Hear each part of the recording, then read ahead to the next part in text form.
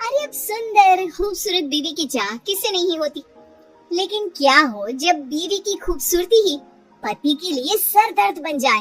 देखिए जरा, चलो ना कहीं घूमने चलते हैं। हमारी शादी को इतने महीने हो गए हैं और हम दोनों कहीं घूमने नहीं गए, बाहर तक नहीं निकलने देते हो। चलो ना। अब आज नहीं, फिर कभी चलते हैं। आज ना मुझे बहुत काम है। वैसे तुम्हें कितनी बार बोला है घर से बाहर जाने का ना सोचा करो।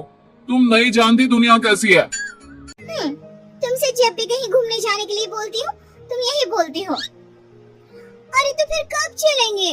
और कैसी है दुनिया ये देखूंगी नहीं तो पता कैसे चलेगा। स्कूल से निकली ही थी कि पापा ने बालिग होते हुए भी शादी करवा दी। कहीं जाने को कहो तो कहते थे दूल्हे के साथ जाना, और अब दूल्हा भी ऐसा ही मिला है। पत्नी को रोता देख पति को दया आ जाती है। सच में आज बहुत थक गया हूँ।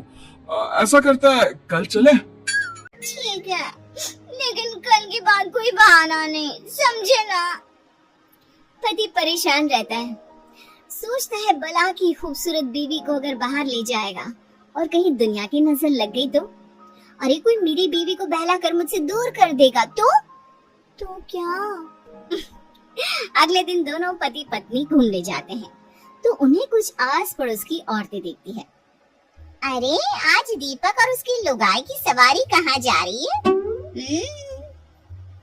अरे आज तो गली में चांद निकल आया, वो भी दिन में।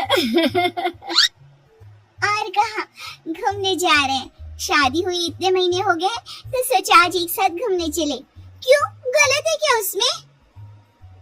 अरे इतनी सुंदर बीवी के होते हुए कोई कैसे घूमने न जाए। आखिर पूरे गांव को भी तो दिखाना है कि गांव की सबसे खूबसूरत बीवी मेरी है। क्यों दीपक, सही कहा ना? नहीं काकी, ऐसी कोई बात नहीं है। कौन अपनी बीवी की खूबसूरती की नुमाइश करता है?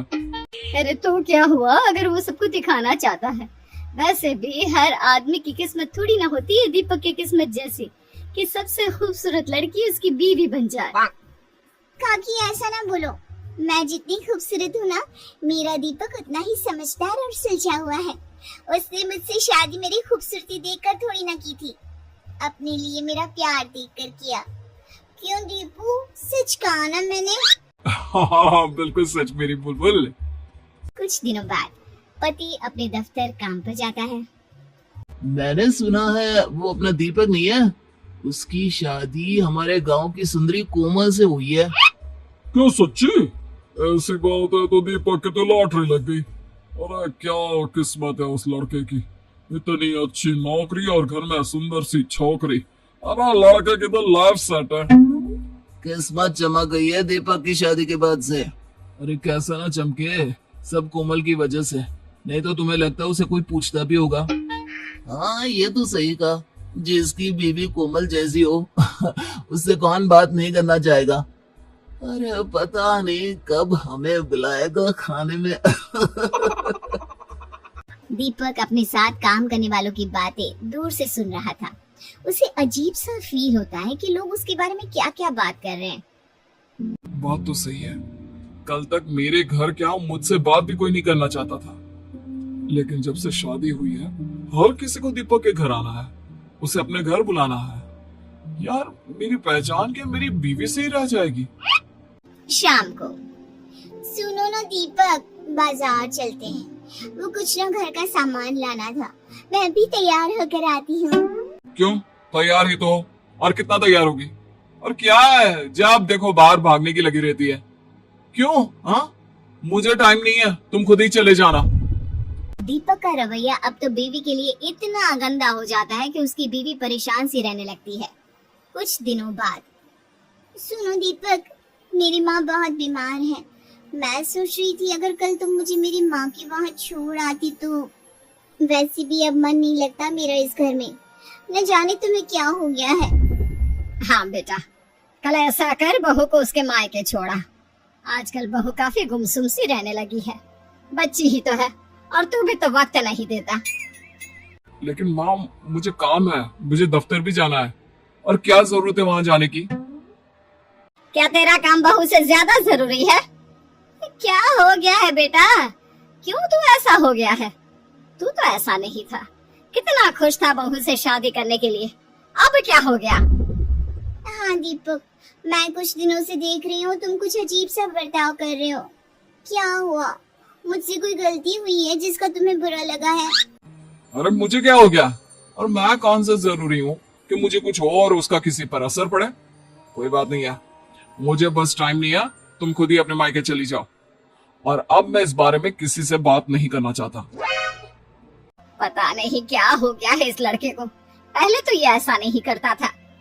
वही तो माँ जी, मुझे भी समझ में नहीं आ रहा कि ये ऐसे क्यों बात कर रहे हैं। पहले तो कभी ये इतनी छोटी छोटी बातों पर गुस्सा नहीं करते थे। अगले दिन बीवी अपने मायके के लिए निकल रही होती है कि वो पति से मिलने उसके दफ्तर जाती है। पता नहीं, शायद ऑफिस में कोई प्रॉब्लम हो। माँ से मिलने तो जा रही हूँ, लेकिन एक बार इन्हें बता देती हूँ। कल से तो बात भी नहीं की है इन्होंने। बीवी जैसे ही ऑफिस में जाती है, सभी उसे देखने लगते हैं। तभी वो पति के केबिन में जाती है, जहाँ अब तुझे क्या हो गया? तू अपनी बीवी से बात क्यों नहीं कर रहा? भला कोई अपनी इतनी सुंदर बीवी से नाराज रह सकता है क्या? वही तो, तू हमें बताओ जो भी बात है, हम तेरी मदद करेंगे। अरे क्या मदद करोगे जब परेशानी की जड़ ही मेरी बीवी है? ये सुनकर बीवी के पैर के नीचे से जमीन खिसक जाती है। लेकिन वो कैसे? तेरी बीवी तो सुंदर है और तुझसे बहुत प्यार भी करती है, तो परेशानी कैसी? उसकी खूबसूरती ही तो परेशानी है। मैं जब भी उसके साथ कहीं जाता हूँ ना, तो लोग मुझे ऐसे देखते हैं जैसे पता नहीं क्या देख लिया हो। शुरू शुरू में तो मुझे अच्छा लगता था, लेकिन जब लोगों के मन की बात जानी ना कि असली बात क्या है, तब मुझे बहुत बुरा लगा। लोग मेरे बारे में एक ही चीज सोचते हैं कि मेरी कितनी अच्छी किस्मत है, मुझे कोमल जैसी खूबसूरत बीवी मिली। लोगों को यकीन नहीं होता कि मेरे जैसे को कोमल जैसी बीवी मिल सकती है। लोगों को ऐसा लगता है कि मैं कोमल के लायक नहीं, मैंने कोमल को फंसाया है। सब जगह बस कोमल कोमल कोमल। कोमल के आगे तो मेरा कोई वजूद, कोई पहचान ही नहीं है। अगर कोमल मेरी बीवी नहीं होती ना, तो आज मेरी जिंदगी ऐसी नहीं होती। मुझे कभी कभार ऐसा लगता है जैसे मैंने अपनी जिंदगी में कभी मेहनत ही नहीं करी, सब काम कोमल की खूबसूरती ने करा है। मेरी मेहनत की तो कहीं बात ही नहीं आती। कोमल पति की बात सुनकर रोने लगती है। तभी उसके दोस्त की नजर कोमल पर पड़ती है। अगर सारी परेशानी की जड़ मैं ही हूँ, तो मैं अपना चेहरा प्लास्टिक सर्जरी से खराब करवा लेती हूँ। हाँ, यही ठीक होगा। और अच्छा ही हुआ तुमने सुन लिया, वरना मैं तुम्हें ये सब कभी नहीं कह पाता।